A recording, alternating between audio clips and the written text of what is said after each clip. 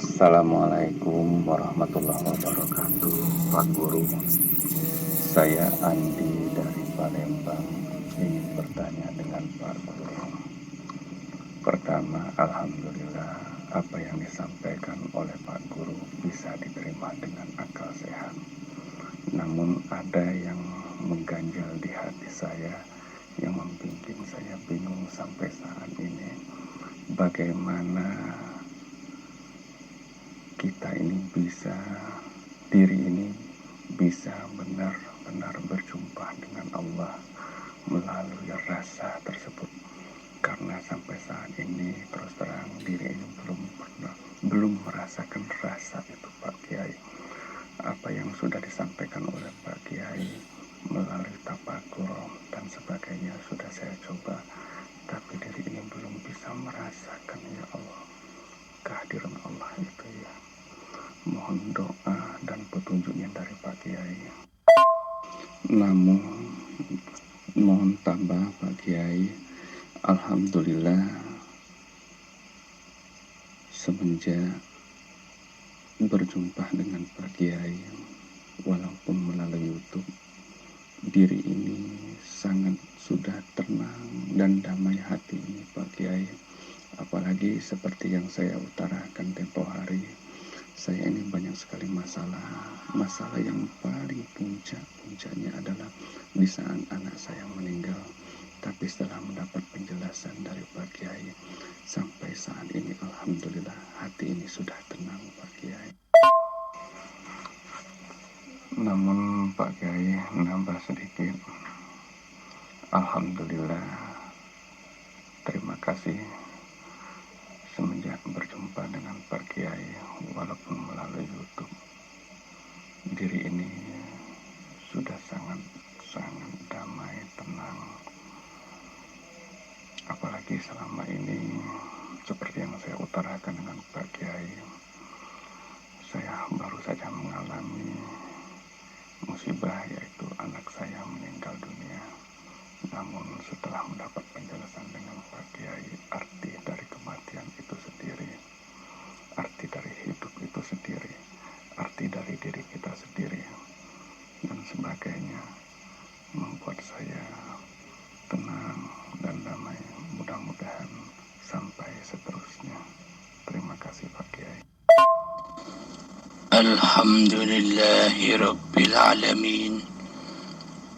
Allahumma salli ala sayyidina Muhammad wa ala ali sayyidina Muhammad. Rabbi shrah li sadri wa yassir li amri wahlul 'uqdatam min lisani yafqahu qawli. Amin. Bismillahirrahmanirrahim. Pertanyaannya, bagaimana cara merasakan kehadiran Allah di hati kita? Alhamdulillahirabbil alamin. Bagaimana mungkin Allah akan hadir di hati kita sementara hati kita masih kotor, sementara hati kita masih najis, sementara hati kita masih kufur, sementara hati kita masih syirik, dan sementara hati kita masih mensekutukan Allah dengan diri kita di hati kita, maka tak mungkinlah Allah hadir, tak mungkinlah kita merasakan kehadiran Allah di hati kita selama di hati kita ini ada kuasa, ada hidup selain Allah. Jadi pada intinya manusia itu bagaimana cara merasakan atau bagaimana cara menghadirkan Allah di hati kita. Caranya hanyalah lewat pintu kematian, yakni caranya harus memfitrahkan hakikat diri sejati manusia kita yang tak wujud, yang tak ada, yang tak hidup.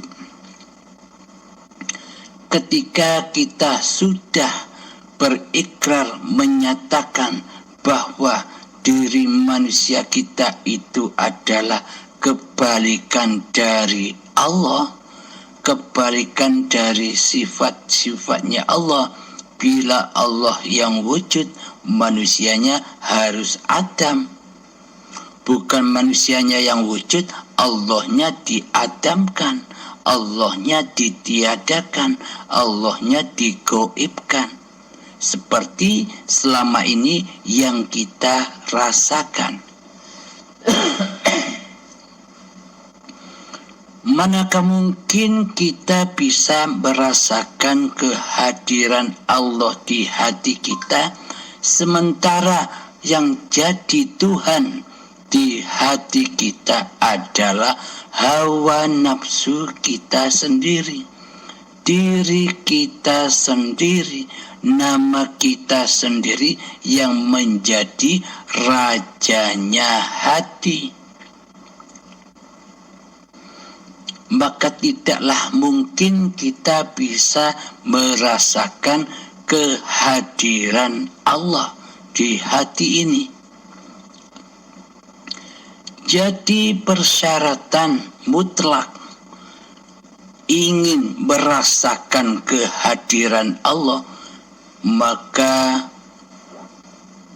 benamkanlah, tenggelamkanlah kehadiran diri manusiamu, kehadiran wujud diri manusiamu di hatimu, tenggelamkan di dalam atau di lautan hayatullah. Jadi pasrahkan kembali, jadi abdikan kembali bahwa yang wujud hanya Allah, bahwa yang hidup hanya Allah, bahwa yang kuasa hanya Allah di hati kita.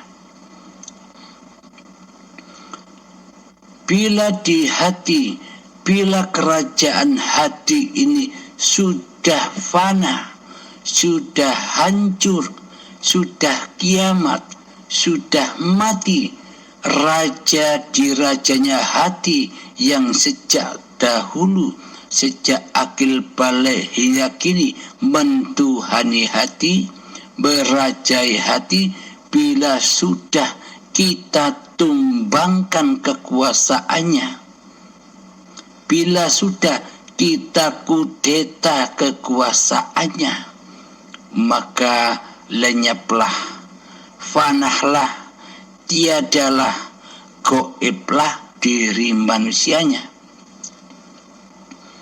Setelah goib, setelah tiada, setelah mati diri manusianya, maka kita akan merasakan kehadiran wujudullah, kehadiran hayatullah, kehadiran kuasa Allah, kehadiran kehendak, daya upaya dan ikhtiar Allah yang meliputi hamba ciptaannya. Selama ini kita kan yang merasa wujud, selama ini kita kan yang merasa hidup, selama ini kita kan yang merasa berkuasa, selama ini kita kan yang merasa punya kehendak, daya upaya dan ikhtiar. Nah, selama kita masih berwujud, berposisi sebagai Allah, sebagai Tuhan, Berarti selama ini yang ngaku-ngaku jadi Allah itu kan kita. Bukan ahli zuhud, bukan ahli musyahadah, bukan ahli makrifat yang ngaku jadi Allah. Bagaimana mungkin orang yang sudah makrifat itu ngaku-ngaku jadi Allah, sementara di hati orang yang bersangkutan sudah tiada diri kemanusiaannya, sudah tak hidup lagi diri kemanusiaannya, sudah tak kuasa lagi diri manusianya, sudah tak memiliki apa-apa lagi diri manusianya, kecuali Allah. Ya, yang mengaku jadi Allah ya Allah sendiri. Pada intinya yang bisa merasakan kehadiran Allah itu bukan manusianya. Karena bagaimana mungkin manusia merasakan kehadiran Allah bila manusia itu masih merasa hidup? Bagaimana mungkin manusia bisa merasakan kuasa Allah sementara yang berkuasa manusianya di hatinya? Yang merasa berkuasa merasakan Allah, tidak akan mungkin itu terjadi. Jadi bila manusia ingin merasakan, ingin menyatakan hayatullah, hidupnya Allah, maka matilah kehidupan manusiamu. Matikan rasa hidup manusiamu di hatimu. Jika sudah mati rasa kehidupan manusianya di hatinya, maka nyatalah hayatullah yang berkuasa menguasai badan-badan ciptaannya ini.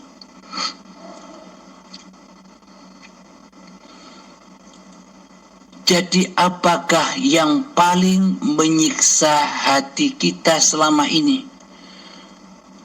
Yang paling menyiksa hati kita selama ini adalah merasa memiliki. Jadi ujung pangkalnya merasa memiliki ini adalah merasa hidup, merasa ada diri manusianya. Selama diri manusianya masih berasa hidup diri manusianya di hatinya, selama manusia masih merasa berkuasa diri manusianya di hatinya, maka ia akan merasa memiliki apapun yang di dekatnya. Hidup berasa dimilikinya, badan berasa dimilikinya juga, istri berasa dimilikinya, anak berasa dimilikinya juga, harta benda, tahta, wibawa, kehormatan, kemuliaan, bila masih kita akui sebagai wibawa, kehormatan, kemuliaan diri manusia kita di hati kita, maka itulah yang disebut an-nar. Itulah siksa api neraka atau siksa alam kubur yang disiksa di dalam kuburannya. Apa kuburannya itu? Kuburannya ya dari tanah, badan-badan, cikal bakal badan yang dari tanah inilah kuburan-kuburan yang berjalan.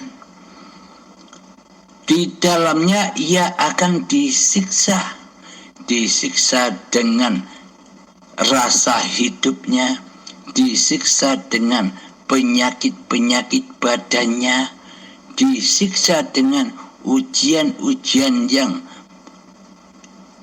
dari istrinya, dari anaknya, dari hartanya, dari wibawahnya, dari kebanggaannya, dari kehormatannya, dari kemuliaannya di sisi manusia.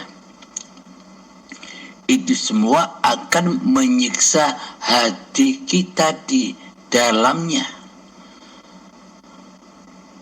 Jadi siksa kubur, jadi siksa neraka yang ada di dalam diri ini akan menyiksa abadan abada, selama-lamanya, hingga waktu yang ditentukan.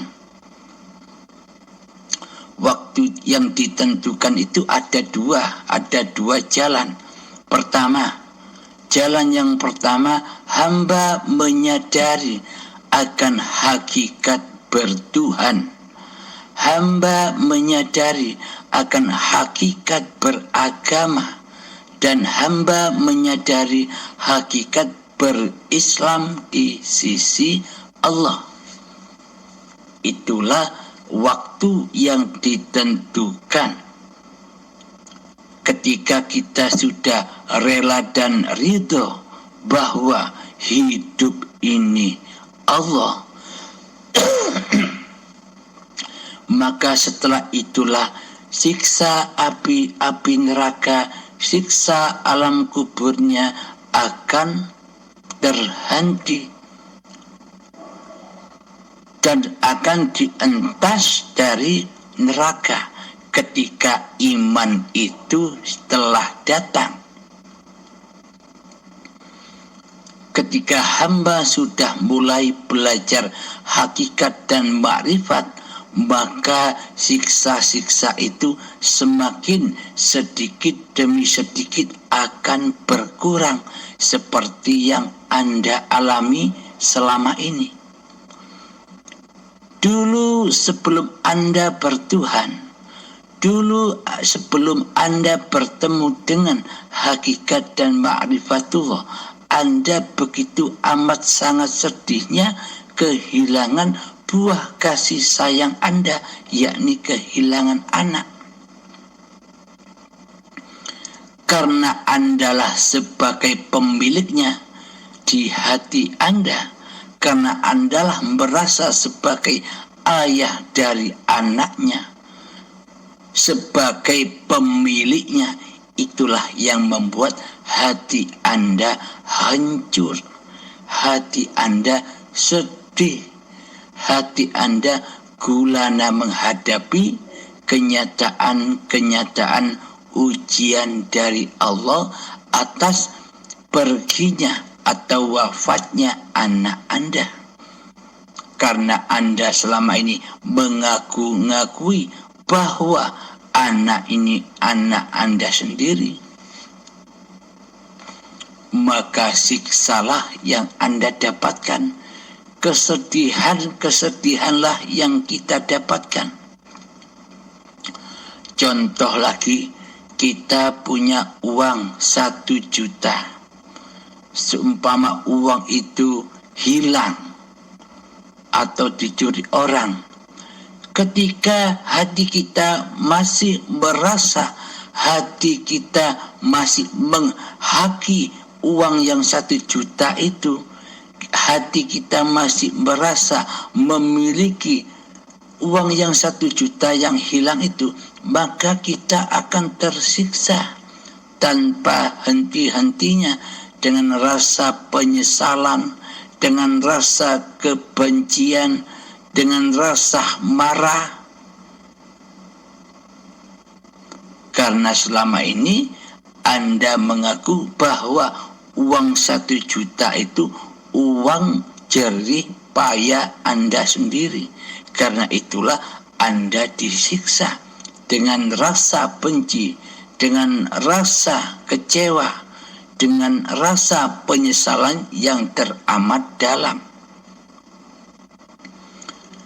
Akan tetapi bila kita sudah tahu, bila kita sudah berpasrah diri kepada Allah bahwa yang mengadakan seluruh keadaan-keadaan ini hanyalah datangnya dari Allah, bukan dari makhluknya, maka hati kita akan tenang.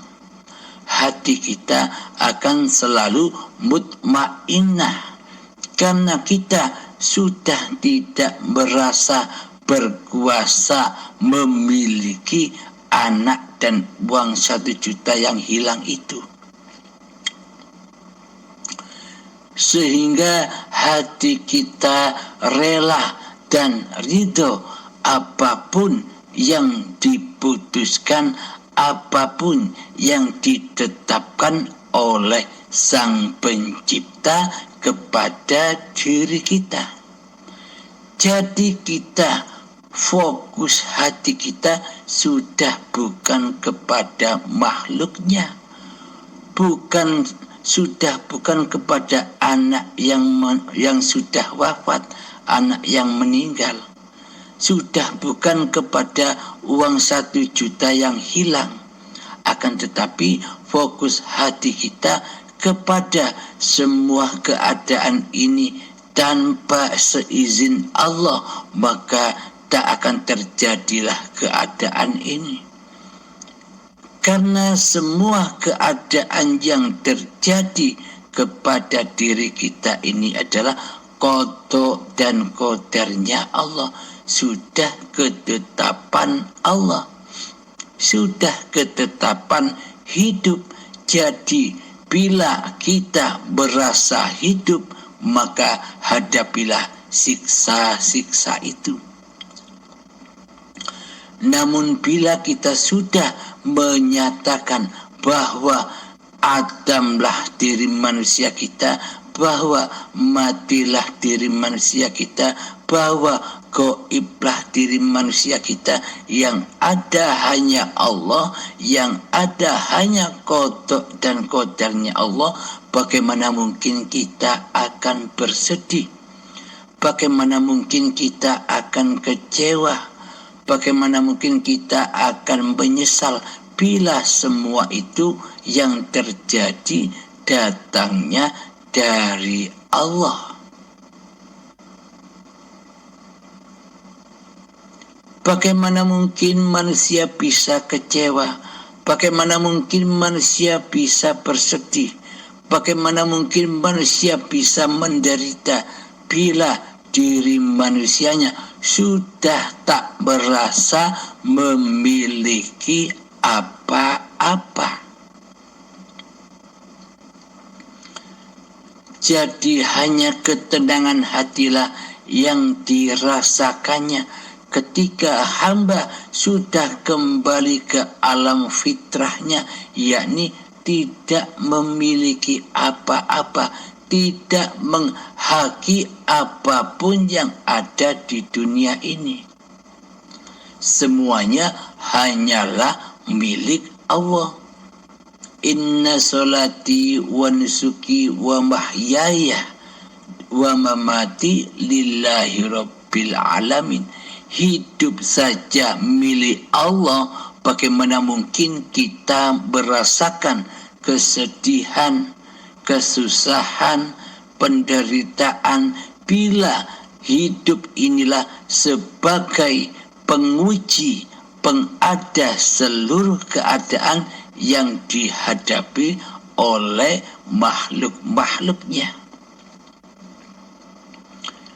Jadi hakikat anugerah, jadi hakikat bencana ini hanyalah keadaan-keadaan yang didatangkan oleh Allah kepada makhluknya, gunanya untuk menguji hati hambanya.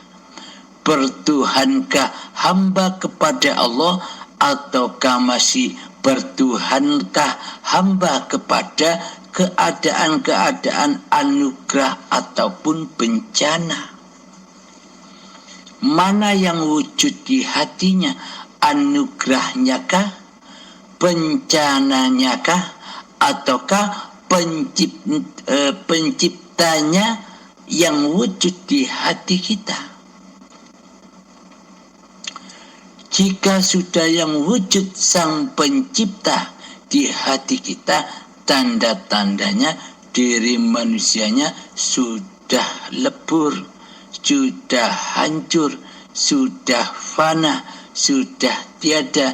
Yang ada hanya la ilaha illallah, yang ada hanya la haula wala quwata illa billah, yang ada hanya inna lillahi wa inna ilaihi roji'un. Sekarang mari kita buktikan. Sekarang mari kita logikakan agar saya bisa memahami kenyataan ini. Bila tak ada hidup di badan ini, apakah kita ada? Apakah Abdul Halim ini ada? Apakah nama Anda ada? Bila tak ada hidup, bila tak ada Allah, bila tidak diperjalankan dan dipergelarkan Allah di dunia ini, tentunya tanpa Allah kita pun tak ada, Muhammad pun tak ada. Dengan hiduplah maka nyatalah, diwujudkanlah badan-badan ini, diwujudkanlah anak-anak kita, diwujudkanlah istri dan harta-harta kita. Tanpa adanya Allah, semua itu takkan ada. Tanpa Allah, tanpa hidup, semua peristiwa-peristiwa, keadaan-keadaan yang kita alami pun tidak akan ada. Adanya semua keadaan-keadaan yang kita alami karena adanya hidup. Jadi disitulah ujiannya. Kita bisa melewati siratal mustaqim, ataukah kita bisa melewati jalan yang lurus menuju Tuhannya, ataukah kita bisa melewati bahwa yang mengadakan qada dan qadar ini adalah ketetapan dari hidup. Maka kita akan menyadari bahwa hiduplah, bahwa Allah lah yang berlaku di alam semesta jagat raya yang luar dan yang dalam, yang di dalam diri kita. Seolah-olah jagat yang ada di luar diri kita ini seolah-olah sangatlah amat besar dan luasnya. Bumi, luasnya hutan, luasnya lautan, luasnya alam semesta, luasnya galaksi, luasnya planet-planet. Seolah-olah alam semesta yang ada di luar diri kita inilah yang maha luas, yang maha besar. Seolah-olah syariatnya demikian, karena kita hanya memandang yang ada di luar diri kita. Dikira langit-langit dohir itulah yang paling luas menurut diri kita selama ini. Akan tetapi luas mana alam semesta yang di luar dengan alam semesta dan langit-langit yang ada di dalam diri kita, diri manusia kita? Lebih luas manakah alam semesta yang kita pandang di luar diri kita dengan hidup? Jadi dengan hiduplah maka alam semesta yang ada di luar diri itu tercipta. Maka dengan hiduplah, dengan Allah lah apa-apa yang kita saksikan di alam raya ini tercipta. Tanpa adanya Allah, tanpa adanya hidup, apakah kita bisa menyaksikan alam semesta yang kita katakan yang maha akbar ini? Kan tidak tahu kita bila kita tidak hidup. Maka dari itu lebih luas mana antara alam semesta yang di luar diri dan yang ada di dalam diri? Hakikatnya alam semesta yang di luar diri itu sudah ada di dalam alam semesta yang ada di dalam diri, yakni Al-Quran Qadim. Seluruh alam semesta yang ada di luar diri itu sangat amatlah kecil dibanding dengan alam semesta yang ada di dalam diri, yakni hayatullah. Karena tanpa hayatullah maka kita tak akan bisa menyaksikan apa-apa dan menyaksikan siapa-siapa, apalagi menyaksikan alam semesta ini. Tanpa adanya Allah, tanpa adanya hidup, maka ini bukti bahwa tanpa hidup maka alam semesta itu tak akan pernah terwujud, tak akan pernah tercipta. Buktinya bila kita tidak hidup, apakah kita bisa menyaksikan alam semesta yang ada di luar diri kita? Semua persaksian-persaksian yang ada di luar diri kita karena adanya hidup, karena adanya Allah lah yang menciptakan dan yang mengadakan semua itu. Kembali kepada pertanyaan, jadi bagaimanakah cara merasakan kehadiran Allah di hati kita? Yakni dengan cara sirnahkanlah rasa kehadiran manusiamu di hatimu, rasa keberadaan kewujudan manusiamu di hatimu, rasa hidup yang ada di hatimu sebagai hidup manusianya. Sirnahkan semua di dalam laku tapa atau hening atau zuhud atau khalwat dan tafakur. Karena tafakur sebentar saja bisa mengalahkan, lebih afdol dari umur kita. Tafakur sebentar lebih afdol daripada ibadah 70 atau 8 tahun lamanya. Pada intinya bertafakur menyadari ketidakberadaan diri di hati kita dan menyadari bahwa yang wujud hanya Allah di hati kita. Inilah lebih afdol dari seluruh umur kita. Karena selama ini seluruh umur kita yang jadi Tuhan bukan Allah. Akan tetapi selama ini seumur kita yang mentuhani, yang menguasai hati selama ini adalah hawa nafsu kita sendiri. Alhamdulillahirabbil alamin. Semoga saya dan semoga kita semua, khususnya bagi saudaraku, sahabatku yang bertanya ini, semoga Allah pahamkan kita semua.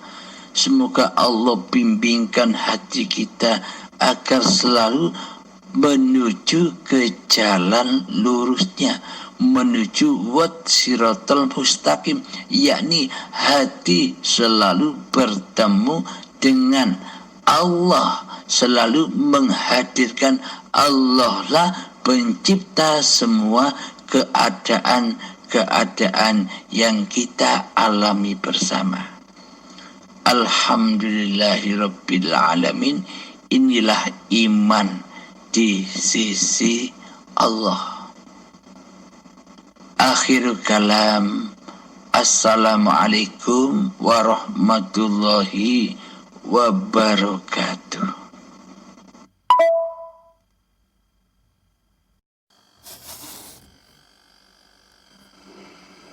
Waalaikumsalam warahmatullahi wabarakatuh. Alhamdulillah Pak Guru. Alhamdulillahirabbil alamin. Terjawab sudah semuanya Pak Guru. Terima kasih atas penjelasannya. Mudah-mudahan Pak Guru dipanjangkan Tuhan umur dan selalu diberkahi Allah. Mudah-mudahan suatu saat aku bisa berjumpa secara zahir dengan Pak Guru. Alhamdulillah Pak Guru, sudah terjawab semua, sudah jelas semua. Apalagi seperti yang saya sampaikan sebelumnya, perjuangan mencari Tuhan ini sudah cukup lama, timbul tenggelam selama lebih kurang 15 tahun, 16 tahun. Dan Alhamdulillah akhirnya dipertemukan dengan Pak Kiai pada malam hari ini. Saya mendapatkan penjelasan yang sangat-sangat berharga bagi diri ini. Terima kasih Pak Guru. Alhamdulillah, terima kasih.